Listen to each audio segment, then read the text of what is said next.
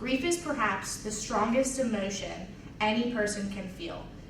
It happens when we experience some form of loss, whether it be the loss of a loved one, a relationship, or even a child grieving over a divorce. Any person who goes through loss will inevitably go through 5 stages of grief. The first step is denial, where the griever refuses to accept the reality of their situation. Anger is when the pain from our loss begins to build up and manifest itself into rage. Sometimes we may lash out at friends and family. Bargaining is where the grieving individual tries to find a compromise for a change in their situation. Depression is when the griever becomes torn by the probabilities of what might happen to them, and as a result, they disconnect themselves from others and spend most of their time alone and mourning. And finally, there's acceptance, where the individual embraces the inevitable and go through their loss with dignity. Sometimes when people are dealing with loss, they can go through the grieving process out of order. Sometimes even a stage of grief can be skipped. For example, a good friend of mine lost his grandfather to congestive heart failure. And months before it happened, he found himself mourning over the inevitable possibility. He told me he had experienced depression, bargaining, anger, and acceptance. Notice I'm leaving out denial. He knew that he couldn't deny his grandfather's time was coming because of how old he was. For some, the hardest part of the grieving process is depression. Some people consider it the dress rehearsal for the 5 stages of grief. You feel like there's no hope for yourself. You feel like you can't reach out to people. And you feel regret and fear. But at the same time, it shows that the griever has begun the acceptance of their reality. During my research, I found this website about Elizabeth Kubler-Ross. This is the woman who came up with the concept of the 5 stages of grief.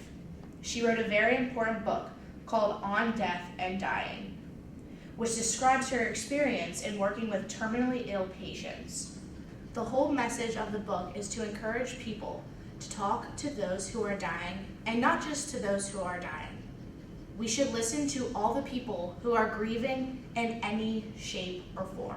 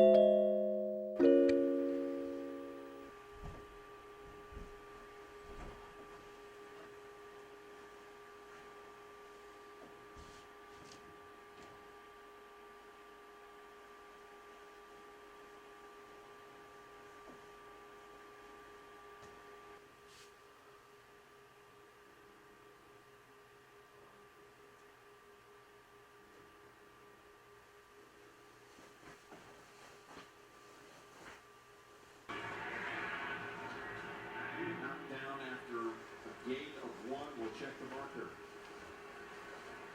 Holding. Number 66 offense. 10-yard penalty. Repeat second down.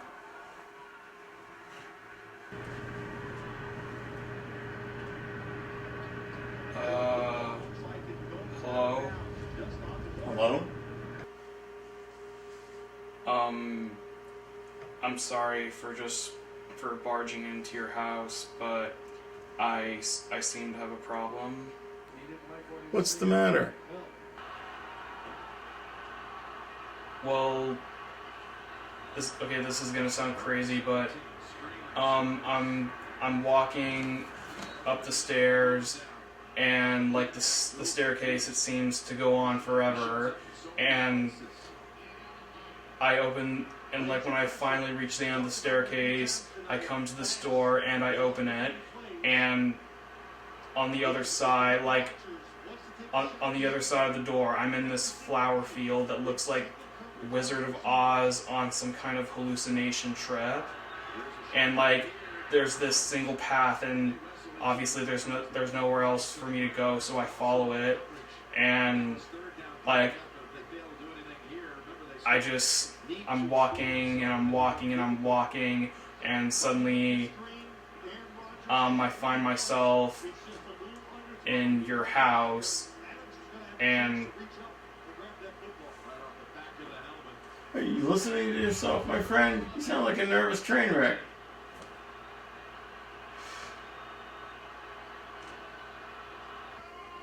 Maybe you're dreaming. You think about that? that it's starting to look like that, but like I can't be dreaming. Like I never fell asleep. Let's see. There could be 4 possibilities. 1, you're dreaming. Another, you're not. Another, I don't know. And the 4th is that you're on LSD. What do you think it could be? Dreams have been the subject of scientific and psychological speculation probably since the dawn of mankind. You know, a dream can be of something unusual, surreal, amazing, exciting, or just the average everyday type of thing. I mean, nightmares are kind of like most common type of dream. They're one of the most common types of dream. So stop me if you've heard this before, but the dreamer is faced with some kind of horror or psychological horror or fear or danger, and they wake up, they're scared out of their freaking mind. Yeah, I know all about psychological horror. I used to watch Let's Plays of Silent Hill on YouTube.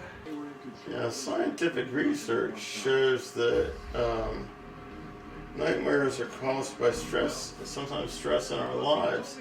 James Cameron, when he first started directing his first movie, he was under a lot of stress, and it caused him to have nightmares, and he had a crazy nightmare about a robot in the future chasing him around. Yeah, I heard that's where he got the idea for the Terminator. Yep. Yeah, and when you think about it, that's the best part of dreams in general. They can serve as a source of inspiration for the creative mind. So, what is that you're reading anyway? It's just give me some notes about the future and what's going to happen when you wake up. Okay, that's very nice. Yes, some philosophers have proposed that what we perceive to be the real world isn't the real world at all. In fact, like what you see in your waking life may not be your life at all.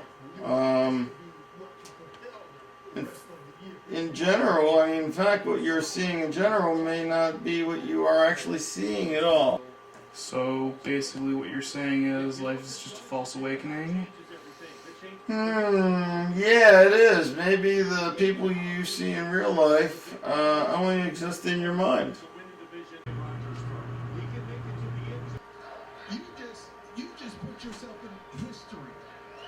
And with the Green Bay Packers, the historic team as well.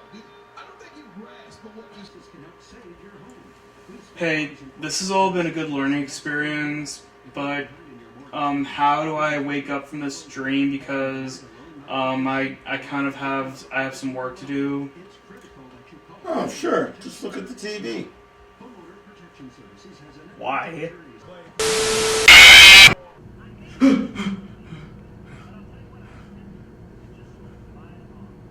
It's easy to think that science has come to take the place of God, but some philosophical problems remain as troubling as ever. Dude, I gotta start going to bed at a more reasonable time.